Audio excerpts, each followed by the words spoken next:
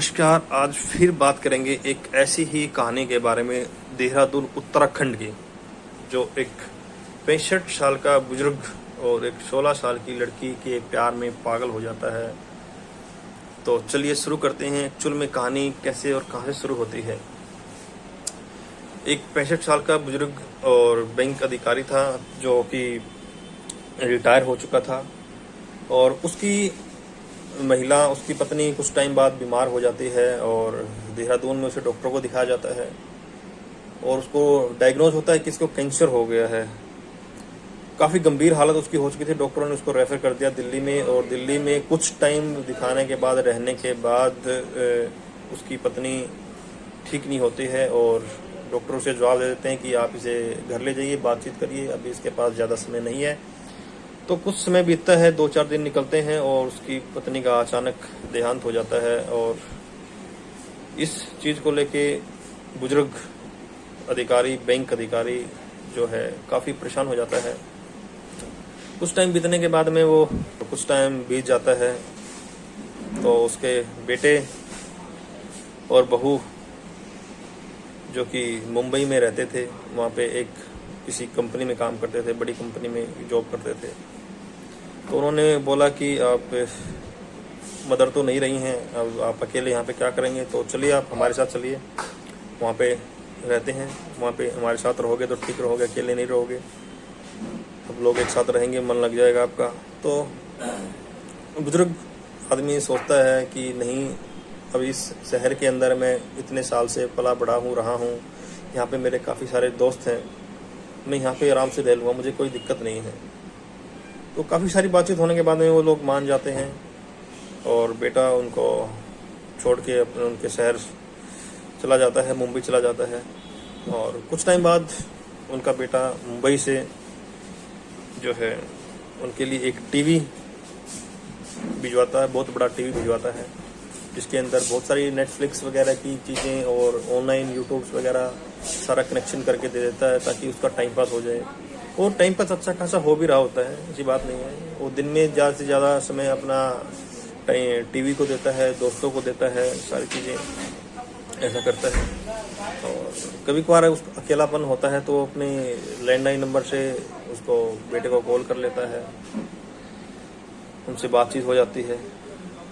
Video call नहीं हो पाती थी, तो अचानक उसका एक दोस्त मुंबई से यहाँ पे आ रहा होता है, तो उसको फ़ोन करके बोलता है पापा को कि मैं आपके लिए एक गिफ्ट भेजा है। गिफ्ट में निकलता है एक फ़ोन, और फ़ोन उसको एंड्रॉयड फ़ोन मिल जाता है, तो उसमें उसको कोई दे दिया जाता है और उसमें अपना नेट वगैरह सारा सब कुछ दे देता है। तो उससे वीडियो कॉल के ज़रिए वो बातें करने लगता है। अकेला होता है तो अपने घर वालों से, बेटे से, दोस्तों से बात कर लेता है, अच्छा खासा टाइम पास हो रहा होता है। लेकिन धीरे धीरे वो जैसे यूट्यूब, फेसबुक, इंस्टाग्राम की रील्स वगैरह देखता रहता है, और ऐसी बहुत सारी साइटों पे वो रजिस्ट्रेशन कर लेता है, सोशल मीडिया की साइट पर रजिस्ट्रेशन कर लेता है। और कुछ समय बीतने के बाद में एक सजेशन के अंदर एक शानवी नाम की लड़की की रिक्वेस्ट आती है। तो उसको प्रोफाइल देखता है, उस पर जाता है, और लड़की लगभग 16-17 साल की लड़की होती है, दिखने में काफ़ी खूबसूरत, सुंदर। तो उस रिक्वेस्ट को वो एक्सेप्ट कर लेता है और वहाँ से वो रिक्वेस्ट एक्सेप्ट हो जाती है और दोनों की आपस में बातचीत होने लगती है। वो बताता कि मैं देहरादून इंडिया से हूँ, तो वो लड़की अमेरिका में रहती थी। तो उसने बताया कि हाँ, हम भी पहले देहरादून में ही रहते थे, इधर मेरे मदर फादर की डेथ होगी, तो मैं अपने चाचा के साथ अभी यहाँ अमेरिका में आ गई हूँ और काफ़ी समय से मैं अमेरिका में ही रह रही हूँ। तो ऐसी बातचीतें होती थी, और उन लड़की का कोई बहुत ज़्यादा दोस्त भी नहीं थे अमेरिका में, तो इनसे एक अच्छी दोस्ती भी हो गई थी, दोस्त बहुत अच्छे बन गए थे। अब दूसरे बहुत अच्छी बातें होने लगी थी। हम बातचीत करते हैं और सुबह शाम उसको खाने के लिए पूछती है, खाना खाया कि नहीं खाया। पूरा दिन में अपने अपने दुख सुख की बातें होती हैं पूरा दिन। वो ज़्यादातर समय अपने टीवी को या अपनी दोस्त शानवी को देने लगता है, वो बहुत खुश हो जाता है। कुछ समय बाद, टाइम बीतने के बाद में, वो लड़की अचानक से फ़ोन कॉल करना कर देती है बंद। तो इधर बुजुर्ग आदमी बहुत परेशान हो जाता है, भाई क्या बात हो गई, क्या दिक्कत होगी, उससे कोई कांटेक्ट नहीं होता है, किसी सोशल मीडिया साइट से अलग अलग तरीके से ढूंढता है लेकिन उससे कांटेक्ट नहीं हो पाता। अचानक उसका एक बार कॉल आता है कि हाँ जी कैसे हो। तो वो ये बात सुन के बड़ा खुश होता है और पूछता है कि क्या दिक्कत हो गई थी, मैं तो बहुत परेशान हो गया था कि पता नहीं क्या हो गया, बातचीत नहीं हो पाई थी। तो वो बताती है कुछ नहीं, मेरे चाचा की डेथ हो गई थी यहाँ पे, तो इसलिए मैं आपसे बातचीत नहीं कर पाई थी ज़्यादा दिन। तो अभी जो मैं यहाँ रहती हूँ तो अभी आपको पता है कि मेरे चाचा के पास बच्चे नहीं हैं और मैं हूँ। तो यहाँ की अमेरिका की जो गवर्नमेंट है वो कह रही है अगर आप अपने आप को इनकी भतीजी बता देते हो कि आप इनकी भतीजी हैं तो आपको ये घर मिलेगा, अदरवाइज ये घर सरकार के कब्जे में ले लिया जाएगा। तो बोलती है ठीक है, तो इसके लिए मुझे कुछ डॉक्यूमेंट लेने के लिए इंडिया आना पड़ेगा। तो मैं इंडिया आऊँगी तो आपसे मिलना भी हो जाएगा, मुलाकात भी हो जाएगा। ये बात सुन के बुजुर्ग बहुत खुश हो जाता है, बहुत खुश हो जाता है। तो लड़की उसको जो है टिकट वगैरह दिखाती है कि भाई इस डेट से इस डेट को मेरी टिकट हो गई है। तो बुजुर्ग आदमी बड़ा खुश हो जाता है और सब कुछ टाइम टेबल के अनुसार जो टाइम था उससे पहले टाइम पे बिल्कुल एग्जैक्ट वो एयरपोर्ट पहुंच जाता है, दिल्ली एयरपोर्ट पहुंच जाता है। और वहाँ पे जो फ़्लाइट आनी थी तो उनसे पूछता है कि वही फ़्लाइट आई कि नहीं आई। फ़्लाइट आ जाती है, बहुत समय बीतने के बाद फ़्लाइट आ जाती है, लेकिन वो लड़की, शानवी लड़की जो है एयरपोर्ट से बाहर नहीं आ पाती है। तो बुजुर्ग वहीं अपनी एक होटल में किराए पे कमरा लेके रहने लगा। तो कुछ समय बीतने के बाद में रात को देर रात फ़ोन आता है, लड़की रोती हुई मिलती है और वो बोलती है कि हाँ मैं एयरपोर्ट पे आ गई हूँ, लेकिन मुझे यहाँ के अधिकारियों ने पकड़ लिया है क्योंकि मैं अत्यधिक गोल्ड पहन के आई हूँ और साथ भी लेके आई हूँ, क्योंकि मुझे लगा कि अगर घर पे कोई है नहीं तो वहीं गोल्ड वोल्ड चोरी ना हो जाए, तो किसी के हाथ में नहीं आएगा, दूसरों के हाथ चला जाएगा। तो इसलिए मैं लेके आई, तो मुझे पता नहीं था कि ऐसा सब होता है।